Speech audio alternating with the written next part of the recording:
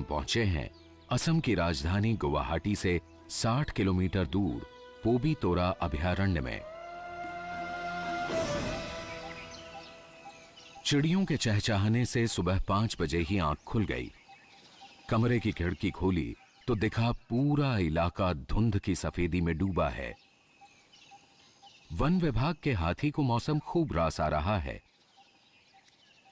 रात भर तेज हवाओं के कारण जमकर बारिश हुई है, लेकिन हमारी चिंता तो बैलूनिंग को लेकर है। हमारे पायलट बिल कुछ चिंतित हैं। उत्तर में तूफान सा उठ रहा है। ऐसे में अगर हम उड़ान भरते हैं तो पूरा खतरा है कि तेज हवाएं हमारे बलून को तूफान में धकेल दें, जो जानलेवा भी हो सकता है। सुरक्षा के मद्देनजर हमने आज उड़ान न भरने का फैसला किया। दिन खराब न हो जाए इसलिए हम निकल पड़े गैंडों की तलाश में। हमारे साथ हैं फॉरेस्ट गार्ड डेका। पोबी तोरा लगभग 40 वर्ग किलोमीटर का छोटा अभयारण्य है। इस हिस्से में कोरई का जंगल है, लेकिन आजकल पतझड़ हो चुकी है। पहली नजर में यह बड़ा खाली खाली सा नजर आता है।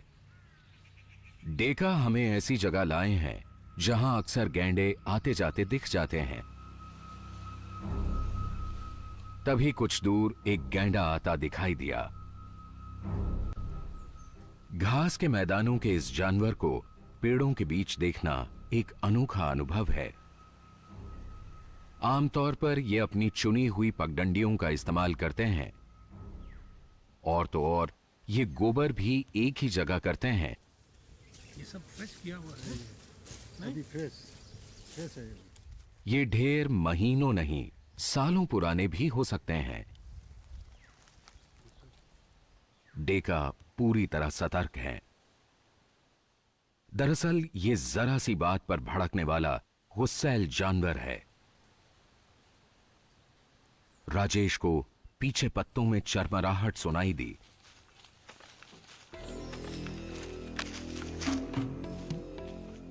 एक और गैंडा, ये भी हमारी ही तरफ बढ़ रहा है। इतने पास होते हुए भी इसने हमें देखा नहीं।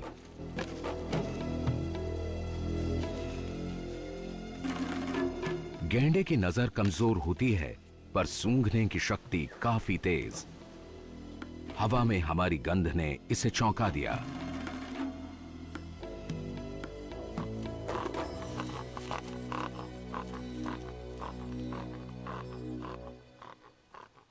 दूसरा गैंडा भी पेड़ों के पीछे ओझल हो चुका है।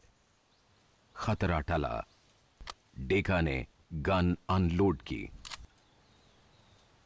पास ही हमारी नजर पड़ी ताजे कटे हुए पेड़ पर। यहां एक नहीं, ऐसे दर्जनों हैं। संरक्षित वन क्षेत्र में धड़ल्ले से चल रहा ये अवैध कटान चौंकाने वाला है।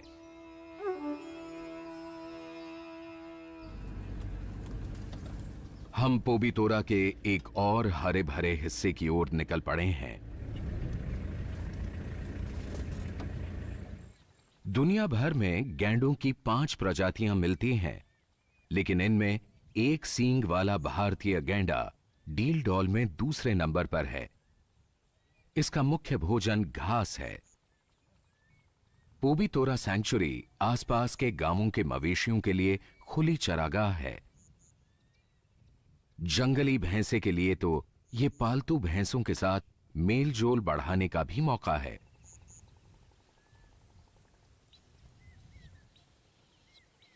घास कम है, होड़ तेज।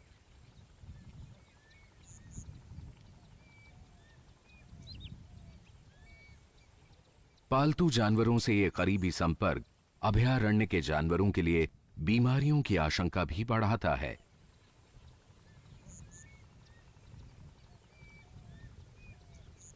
गैंडों का यह संरक्षित क्षेत्र चारों तरफ से गांवों और खेतों से घिरा है।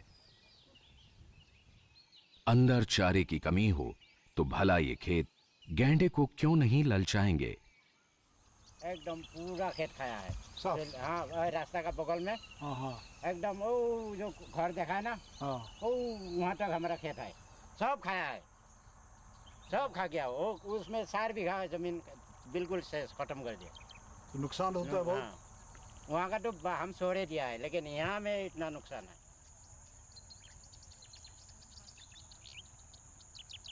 जंगल से यहाँ खाने क्यों आता है? उसमें घास नहीं है। ओ, घास नहीं है, बिल्कुल घास नहीं है। इधर घास है। ये खाने ये तो का- अच्छा हरा हाँ, घास है। हाँ, हरा घास, उसका खाने में मजा आता है। और जब खाने लगता है उसको भगाने नहीं सकता है, बड़ा दिकदारी लगा देता है। कुछ भी करेगा नहीं भागेगा। हाँ, पत्थर उथर मार के फिर भगाता है, नहीं भगाने से तो खा जाएगा। हाँ हाँ। मरने का भी हम दौड़ता नहीं है, उसको भगाएगा जैसे भी, चाहे उधर भगाएगा, चाहे इधर भगाएगा, चाहे इधर भगाएगा, उसको भगाने पड़ेगा। जैसे पैर का निशानी है। फॉरेस्ट डिपार्टमेंट पैसा देता है? कुछ नहीं देता, अच्छा। कुछ नहीं, एक नया पैसा नहीं देता। हाँ, कुछ नहीं देता है। और फॉरेस्ट डिपार्टमेंट का आदमी आके ये ड्यूटी मारता है। हाँ। हाँ, रास्ता रास्ता घूमता है, और खेत खाने से वो लोग भगाता नहीं, खाने देता है। खाओ, कितना खाएगा खाओ। हो गया। अभी कम से कम हमारा 2-3 हज़ार रुपया का नुकसान हो गया। तो तुम वो नहीं मारा क्या? डंडा? डंडा से उसको क्या मारेगा, वो तो उसका सामने नहीं जाने सकता है, आदमी को मार देता है। आदमी को मारेगा। बहुत आदमी मारा है, लेकिन हम यही सोचता है क्या, ये खेत खा जाता है, थोड़ा मन खराब लग जाता है, गरीब आदमी है। हाँ, नहीं तो उसको हम कभी हिंसा नहीं करता है। कोई भला हम लोग का आदमी कोई नहीं मारता है। अच्छा। हाँ, कोई नहीं मारता है उसको। आदमी का जो किसान है, किसान का और गैंडा का ऐसा होता है। ऐसा होता है, झगड़ा होता है दोनों झगड़ा का। होता है दोनों का, है ना? हाँ। किसानों का नुकसान तो है, लेकिन बेचारा गैंडा जाए तो जाए कहां। अभयारण्य की घास मवेशी चर जाते हैं, खेतों तक आता है तो किसान हल्ला बोल देते हैं।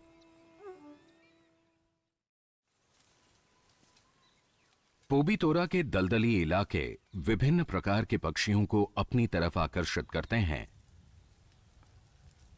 डेका ने हमें एक ऐसे ही दलदल पर ला खड़ा किया है, जहां हम कीचड़ में लोट लगाते गैंडों की करीब से फोटोग्राफी कर सकें।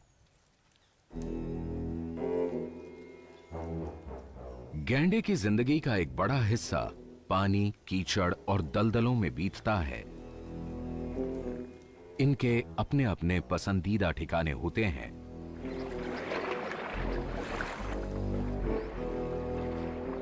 कीचड़ में लोट लगाना इसे खूब पसंद है।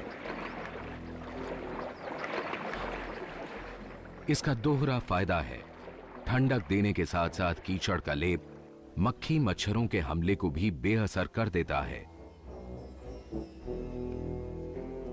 ये मादा अपने बड़े बच्चे के साथ इसी कीचड़ की तरफ बढ़ रही है। गैंडे की मौजूदगी का इन जंगली भैंसों पर कोई असर नहीं। कीचड़ इन्हें भी इतना ही आकर्षित करता है।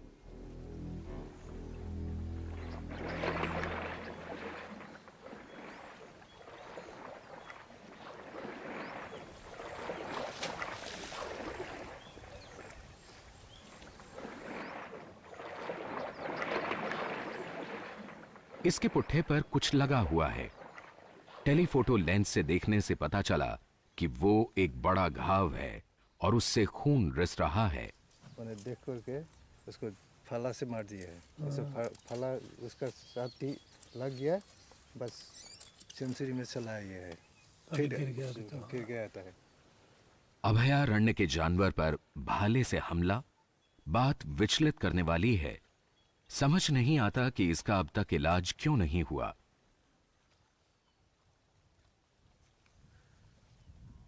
तभी राजेश की नजर पड़ती है दूर एक गैंडे पर। यह ऐसे क्यों असहाय पड़ा है? कहीं इसके साथ भी तो कुछ गड़बड़ नहीं?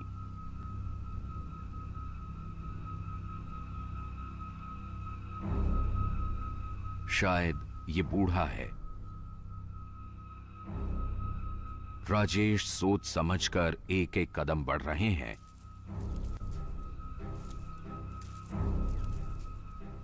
ये खतरनाक हो सकता है।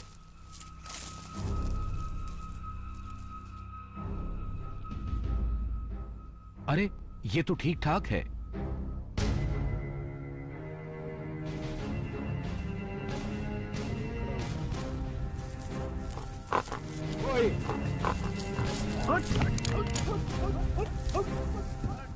गैंडे को रोकने के लिए पहला कारतूस तो चला ही नहीं।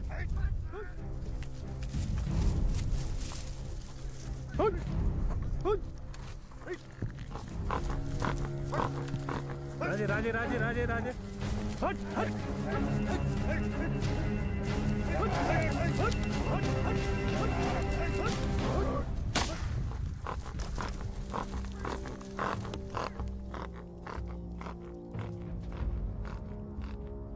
डेका की सूझबूझ और जंग लगी राइफल ने दूसरा फायर कर आज हमारी जान बचा ही ली। फॉरेस्ट गार्ड्स के साथ ऐसे मौके आते रहते हैं। बूढ़ा नहीं है। निशान लगा वैसे है। भी ये देखो ना, यहाँ स्ट्राइक किया लेकिन फायर नहीं हुआ। फायर नहीं हुआ है। इसमें नीचे में रख दिया। नीचे डाल दो बस। जान बची तो लाखों पाए। ऐसा रोमांच तो बलूनिंग में भी नहीं मिलता।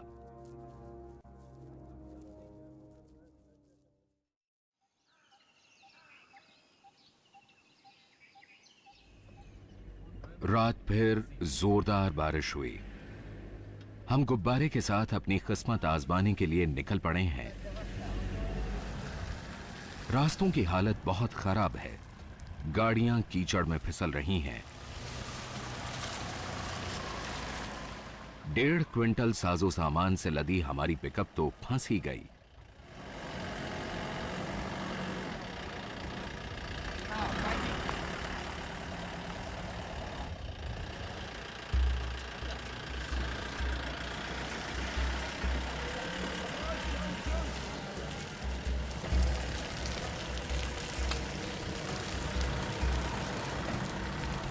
जैसे तैसे हम पोबीतोरा के पूर्वी छोर पर उस मैदान तक पहुंचे जहां से उड़ान भरनी है।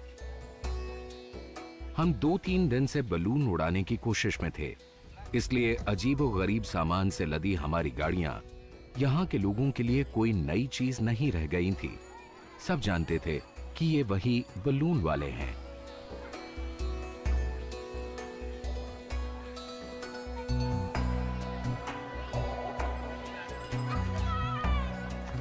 देखते ही देखते हुजूम इकट्ठा हो गया। पोबीतोरा से लगते गांव में मवेशी बेहिसाब हैं। इनकी देखरेख का खर्चा भी कुछ नहीं। सुबह उठे और हाँक दिया सैंक्चुरी में। पोबीतोरा में इन जानवरों का बेरोक टोक चरना एक संवेदनशील मसला है, लेकिन इसे सियासी रंग दे दिया जाता है। वोट बैंक की राजनीति होने लगती है।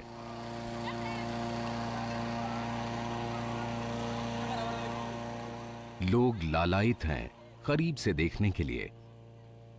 पहाड़ जितना बड़ा ये कैसा गुब्बारा।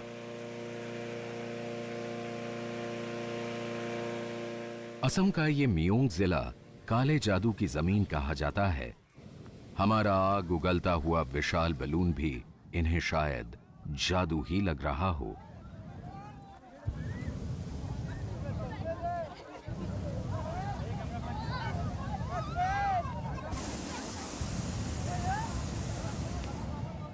लोग हैरत में हैं। ये तो ऊपर को ही आ रहा है। आज हवा का रुख हमारे अनुकूल है और मौसम भी साफ है।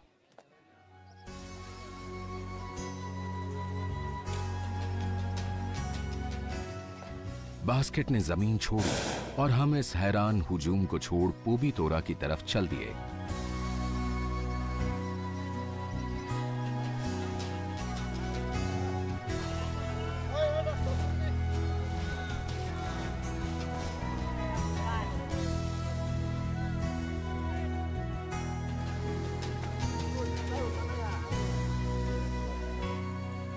हम पहले तेजी से 400 फुट ऊपर उठे ताकि ठीक बहती हुई हवा मिले।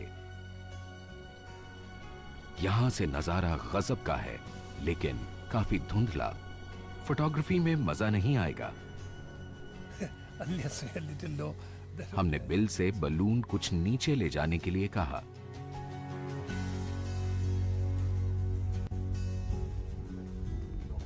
वाह, क्या बात है! पोबी तोरा की सही तस्वीर। 100 गाय और एक गैंडा।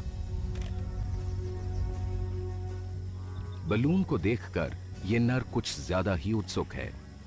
अपने इलाके में आए इस बड़े घुसपैठिए को ये करीब से देखना चाहता है।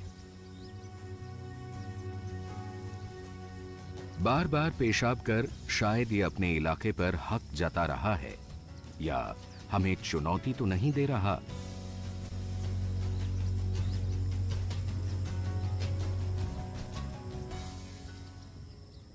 दुश्मन बहुत बड़ा है। आखिर इस कान टूटे नर ने मैदान छोड़ ही दिया। पोबी तोरा गैंडों के लिए एक माकूल जगह है। सेंचुरी का केवल 16 वर्ग किलोमीटर हिस्सा ही गैंडों के लिए आदर्श आवास है। लोट लगाने के लिए जगह जगह पानी, चरने के लिए घास के मैदान और आराम के लिए पेड़ों की घनी छाया। विशेषज्ञों के मुताबिक गैंडे के एक जोड़े को 2 वर्ग किलोमीटर तक के इलाके की जरूरत होती है, लेकिन यहां तो 38 वर्ग किलोमीटर में 80 गैंडे रह रहे हैं। जगह कम, गैंडे ज्यादा।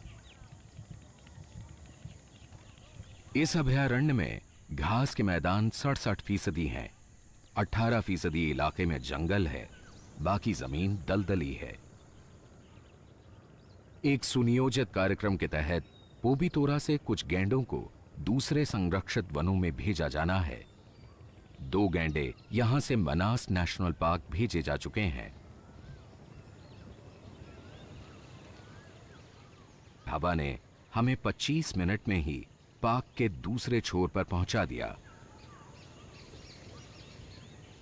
घास के मैदानों में बढ़ती खरपतवार और मवेशियों का अंधाधुंध चरान गैंडों के सामने भोजन का संकट पैदा कर रहा है।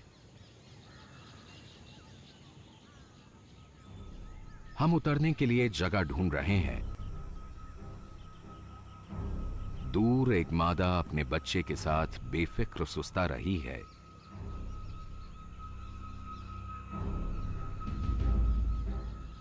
बच्चे को शायद आहट मिल गई।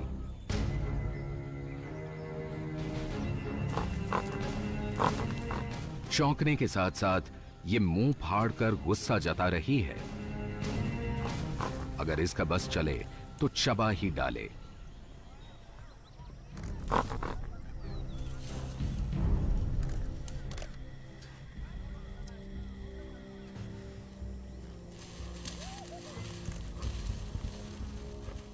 हवा का रुख हमारे अनुकूल है और हम वन विभाग की सीमा चौकी की तरफ बढ़ रहे हैं।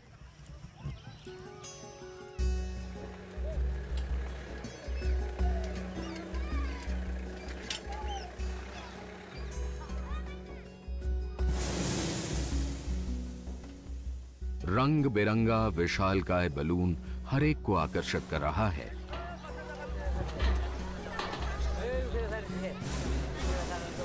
आज पायलट ने बलून को सीधा पिकअप पर ही उतार दिया।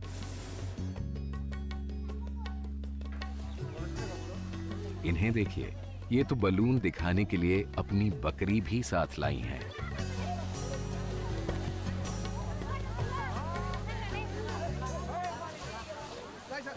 जीवन में प्रथम देखा है, नहीं देखा। काल से हमारा काम काज सब बंद है। सब आसमान में देखता है क्या चीज। हम लोग कौन हैं, कहां से और किस लिए आए हैं, सब लोग जानने को बेताब हैं। कुछ को तो बिल के ऑटोग्राफ चाहिए। घास नहीं है, सब पानी हुआ पानी, इसलिए घास नहीं है। अभी नहीं रहता है, उसका पेट नहीं भरता है, बड़ा जंतु है, वो क्या करेगा बेचारा। खाने नहीं पाने से तो करेगा ही। आदमी भी तो खाने नहीं पाने से चूर करेगा, डकैत होगा। वैसा है वो जंतु भी। जंतु क्या जाने, वो भी डकैती करता है रात को। वो भी डकैती करता है रात में। अच्छा दीदी,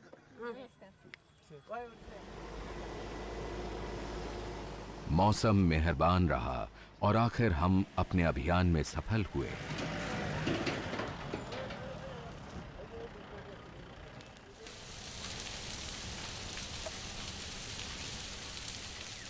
सर्दियों के खत्म होते होते घास के पूरे मैदान बारी बारी वन विभाग द्वारा जलाए जाते हैं। जल्द ही यहां नए अंकुर फूटने लगेंगे, जो गैंडों के लिए बढ़िया भोजन होगा।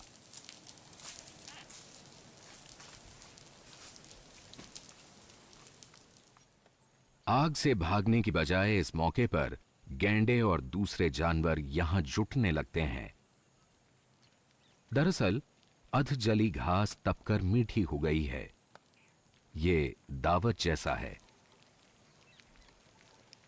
भला जंगली भैंसे ऐसा मौका क्यों छोड़ने लगी?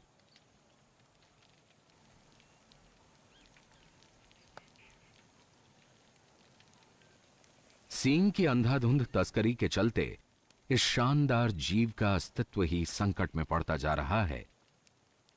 असम में पिछले एक ही साल में शिकारी 24 गैंडों की जान ले चुके हैं। आज दुनिया में ये केवल 2500 के आसपास ही बचे हैं। लोगों में ऐसी भ्रांति है कि इनका सींग और विभिन्न अंग दवाइयों में काम आते हैं और ये कामोत्तेजक गुणों के अलावा टोटकों और भूत प्रेतों से भी छुटकारा दिलाते हैं। असम का एकदम प्रधान चीज है वो गंडार, भारत का असम का। तो उसका जैसा मूल्यवान चीज नहीं है। और ये हाथी उटी वो सब नहीं है। गंडार का इतना अच्छा लगता है।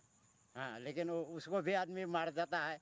तो वही हम लोग को सोचता है साला क्या करता है इसको, इतना बड़ा जानवर को मार देता है। शिकारी लोग उसको मार के इतना बड़ा जानवर को मार देता है खाली इसका लिए, सिंह के लिए। लेकिन क्या करता है हम लोग ये तो पता नहीं।